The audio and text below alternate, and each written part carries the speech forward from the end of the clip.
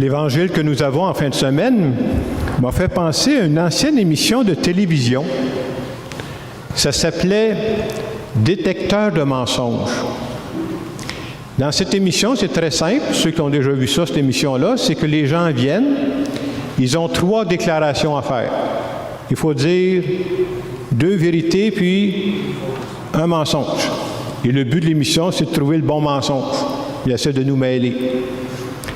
Alors, dans l'Évangile qu'on a aujourd'hui, Jésus pose des questions. Il va demander à ses disciples, au dire des gens, qu'est-ce qu'ils disent les gens, là? Au dire des gens, qui suis-je? Et je dirais que les gens, ils ne comptent pas de mensonges, contrairement à mon émission, mais ils sont mêlés d'aplomb, par exemple. Les gens vont dire, qui suis-je? Ils disent, bien, ça doit être Jean-Baptiste. Vous savez que Jean-Baptiste, comment il est mort? Il s'est fait couper la tête. Donc, ça doit être lui qui est revenu. D'autres, ils vont dire, non, c'est le prophète Élie. D'autres encore vont dire, c'est un des prophètes. Et ensuite, Jésus va poser la deuxième question. Et pour vous, je ne veux pas savoir les autres, là. Vous, là, pour vous, qui suis-je? Et Saint Pierre, inspiré par Dieu, va donner la réponse. Il va dire, tu es le Christ, le Fils du Dieu vivant. Pendant mon homélie de la fin de semaine, j'ai pensé de répondre aux 2 questions que Jésus pose, mais en me servant de mots d'aujourd'hui, d'expériences d'aujourd'hui. Alors, la première question, il va dire au dire des gens, bien, je disais, pour les gens d'aujourd'hui, là, qu'est-ce qu'on représente? Qui il est au juste? Et pour répondre à cette question-là, j'ai pensé vous partager une expérience que j'ai vécue. Il y a quelques années, je me suis rendu au village d'antan de Drummondville. Plusieurs connaissent ça, c'est juste le long de l'autoroute, là. Alors, c'est un village d'antan, c'est-à-dire, c'est avant mon temps, bien entendu. Un village d'antan dans lequel il y a des vieilles maisons d'époque. Puis quand on arrive dans chacune des maisons d'époque, il y a un personnage qui est là, puis il nous explique comment ça marchait dans ce temps-là. On se promène. Si vous allez dans la maison du forgeron, il va dire, bien, comment on forgeait à cette époque-là. Et comme dans tout bon village, bien entendu, parmi les maisons, qu'est-ce qu'il y a? Il y a une église. Alors, je me suis rendu à l'église. Une fois que j'ai payé mon ticket, il faut que j'en profite. Et rendu dans l'église, comme dans les autres bâtisses, il y a un personnage qui est là, puis il fait une présentation. Qu'est-ce que c'était l'église à cette époque-là? Comment ça fonctionnait? Et je trouvais que la présentation était bien faite. Et j'ai choisi, après ça, de me retirer un peu, mais je suis resté dans l'église pendant un bon bout de temps. Parce que moi, je voulais écouter les commentaires qui se disaient. Et je peux vous dire que les commentaires qui se disaient dans cette église-là, c'était pas très joli. C'était vraiment, là, en tout cas, si je résume en employant des mots juste corrects, là, les gens voyaient l'Église comme une organisation, une grosse organisation dans laquelle il y a beaucoup de règlements, puis c'est sévère. Beaucoup de gens parlaient des erreurs passées qu'il y a eu dans l'Église, et c'est vrai qu'il y a eu des erreurs passées dans l'Église. Moi, pour répondre à ça, j'aime toujours me servir des phrases. J'ai été ami avec un prêtre qui s'appelait Robert Jolicoeur, il est décédé depuis quelques années. Et je trouvais que Robert résumait très bien cette position-là. Il disait ceci. Il disait, l'Église a fait trop de mal pour qu'on n'en dise que du bien. Mais il rajoutait ceci, l'Église a fait trop de bien pour qu'on n'en dise que du mal. Vous voyez, il faut comprendre un peu les 2 côtés. Alors, ce qui m'a frappé dans tout ce que les commentaires que les gens disaient, on parlait beaucoup de l'Église. On parlait beaucoup de l'organisation, on parlait à peu près jamais de Dieu, on parlait à jamais de Jésus. C'est comme si ça ne faisait pas partie de l'histoire. Et c'est bon de se dire que l'Église, sans la présence de Dieu, l'Église sans son Fils Jésus, l'Église sans l'Esprit Saint, ça n'a aucun sens. Ça ne tient pas debout.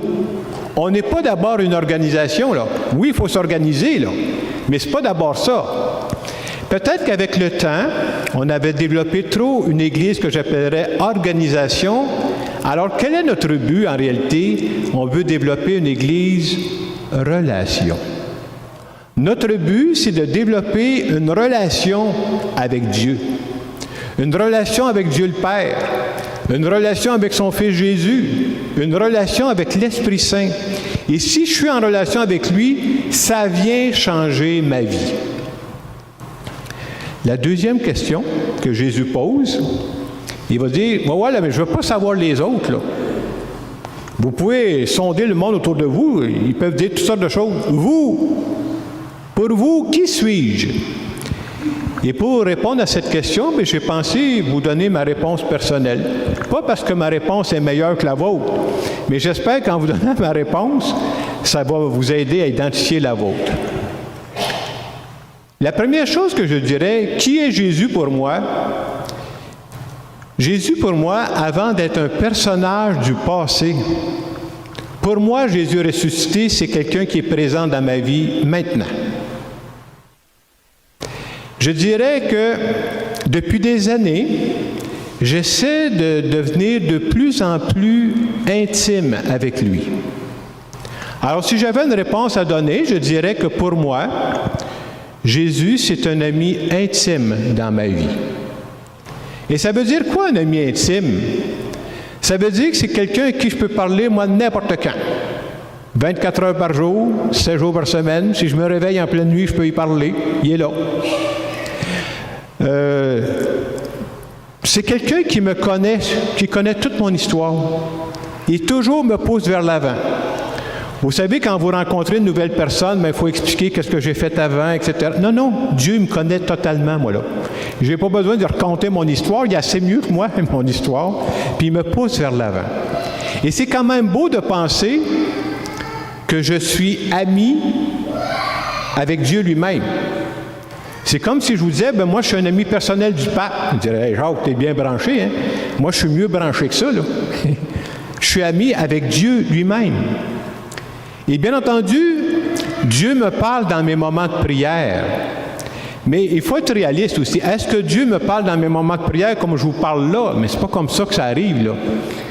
Je ne suis pas branché direct comme ça. C'est pas comme ça qu'on décode, là. Mais à un moment donné, quand tu es plus intime avec lui, c'est comme quand vous connaissez bien une personne, là, des fois, avant même que la personne parle, vous savez ce que la personne veut dire. Et de temps en temps, il monte en moi des pensées, des inspirations qui sont en ligne avec la parole de Dieu, puis je dis ça vient de lui. D'autres fois, Dieu me parle de d'autres façons. Il me parle à travers des événements qui m'arrivent dans ma vie. Ce n'est pas nécessairement Dieu qui envoie les événements. Mais quand je relis ces événements-là, parce que j'aime dire que je suis un croyant du deuxième temps, moi là, je me dis, oups! C'est comme s'il était en train de m'apprendre quelque chose. Et à chaque fois que j'apprends, c'est comme si je grandis. D'autres fois, c'est pas ça. D'autres fois, il me parle à travers des événements qui ne m'arrivent pas à moi, mais à d'autres personnes, par exemple. Et à travers ce qui arrive aux autres, il est en train de m'envoyer un message aussi pour m'aider à grandir. Des fois, je sens moins sa présence. Mais ça aussi, c'est d'être croyant comme ça. Ça ne veut pas dire qu'on le sent, sa présence, tout le temps. Mais à un moment donné dans ma vie, j'ai choisi de lui faire confiance. Et comme on dit des fois dans d'autres domaines, moi, j'en ai trop d'investi pour lâcher, là. J'ai choisi de lui faire confiance. J'ai choisi de me laisser guider par lui. Ça veut dire quoi? J'ai choisi de croire que c'est lui qui m'a donné la vie. Puis des fois, on parle de ça comme si c'était au passé. J'ai choisi de croire que c'est lui qui me donne la vie présentement, là. Moi, je pourrais arrêter de vivre. Peut-être pourrais dire demain matin, Jacques Lamoureux, il n'est plus là, là. Il me donne la vie présentement, là. Moi, je crois à ça. Je crois qu'il y a une mission pour moi. À l'étape où je suis rendu, là, il y a une mission qu'il veut me confier, là. Et ça m'amène à lui faire confiance. Et finalement, à cause qu'il est devenu un ami intime avec moi, je dirais, je crois que ma vie à moi est sacrée. Quelqu'un pourrait dire, Jacques, tu te prends pour un autre, ta vie est sacrée. Mais j'aimerais dire, ma vie à moi, elle est sacrée, là, pas parce que je suis fin, pas parce que j'ai des forces, pas pour ça qu'elle est sacrée. Vous savez pourquoi ma vie à moi est sacrée? Parce qu'il est là. C'est lui qui est à l'intérieur de moi qui fait en sorte que ma vie est sacrée. Je ne ferai jamais n'importe quoi avec ma vie parce que lui, il est là. Alors, en fin de semaine, pour moi, en tout cas, je vous ai partagé dans des mots. J'ai essayé de prendre des mots les plus simples que je pouvais. J'espère que ça réveille quelque chose en vous. Et quand on vient vivre l'Eucharistie, je ne viens pas juste écouter le curé, c'est pas ça qui est important. Tant mieux si ça aide, tant mieux si ça ne nuit pas trop aussi, là. Mais on est venu rencontrer quelqu'un. J'aime beaucoup l'expression « Église en marche » parce que chacun, on le rencontre à l'étape où on est rendu. Et aujourd'hui, la parole de Dieu, la question qu'il nous pose, c'est la même qu'il a posée il y a 2000 ans. Et vous, que dites-vous? Pour vous, qui suis-je? C'est important de répondre à cette question-là. Bien, c'est ça le noyau de notre foi, là. Si j'avais à répondre la question à quelqu'un, comment je mettrais ça dans des mots? Je vous invite à regarder ça pendant la semaine, si vous y pensez. Qui il est vraiment pour moi, là? Pourquoi je suis ici? Moi, je ne suis pas venu visiter l'Église, je suis venu rencontrer quelqu'un. Et en terminant cette homélie, j'aimerais faire une prière en notre nom à tous.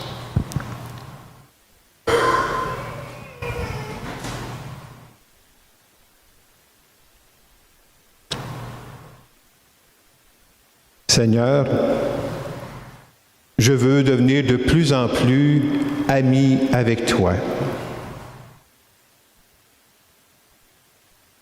Je veux que tu sois présent dans tous les aspects de ma vie. Je veux te dire merci de t'intéresser à ma petite personne. Et je veux te dire que tu es précieux pour moi. Amen. Alors, dans les quelques secondes qui viennent, à l'intérieur de vous, dans votre cœur, qu'est-ce que vous répondriez à la question? Pour vous, qui est-il dans votre vie présentement?